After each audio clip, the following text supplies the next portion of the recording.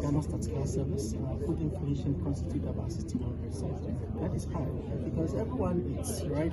And there's serious supply bottlenecks along the value chain of our food production. And so I am of the view that if we are able to come out of this economic quagmire that we all find ourselves, we need to be deliberate, we need to be targeted, and make sure we have big push investment into our food value chain along that line. And it will mean that the banks, governments, and all the institutions that matter have to come together and have to begin to shift focus and put much more emphasis on farming.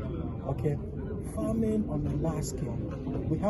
Banks should be able to support businesses that have the intention to go into farming, support businesses that have the intention to go into food distribution and food processing, because at the end of the day, it solidifies our economy, right? And it increases our productive base, it reduces prices, so inflation itself will come low.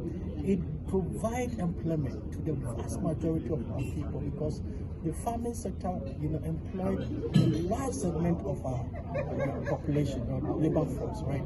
And so if we're able to do that, the effects on the economy is enormous.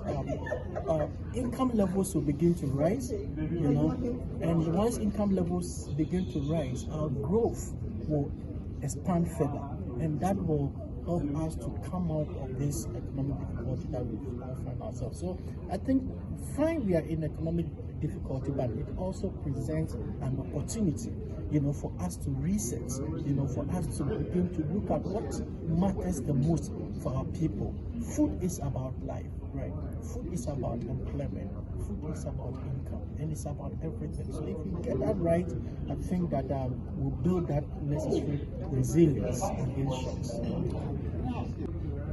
We need these inflows to come in, to close the balance of payment, to show up our reserves. As you know, our reserves keep going down.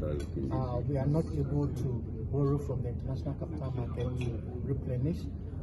The export receipts are not coming in as expected, and yet we are paying so much out. We are importing, and government has external obligations and all of that. So I think it's non-negotiable.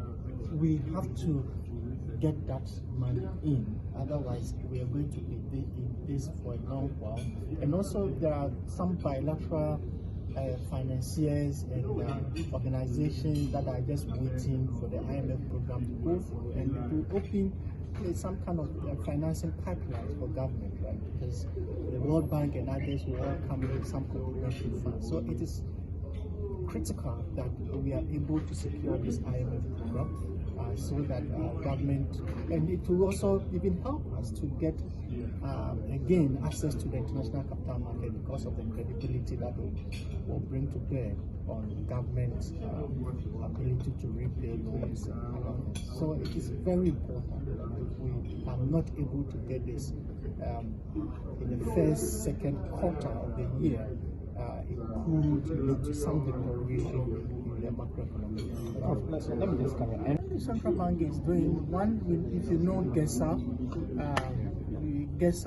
that has been set up. The central bank actually give money for GESA to support agri-related businesses, and then there have also been some regulatory forbearance where the central bank is reducing the capital adequacy ratios and other things for the bank, so that they free up resources, funds for the banks to be able to lend to the private sector and all of that. So those are significant development things that the central bank can do, to support that good. It's because, like I showed, once you're having this negative information coming up, you tend to introduce noise into the system that can trigger some kind of attacks on the currency and all of that. But largely it has to be expected, because once you are defaulting, government is suspending debt repayment, coupon repayments and all the other things, then you don't expect the Fitch to give any credit to that,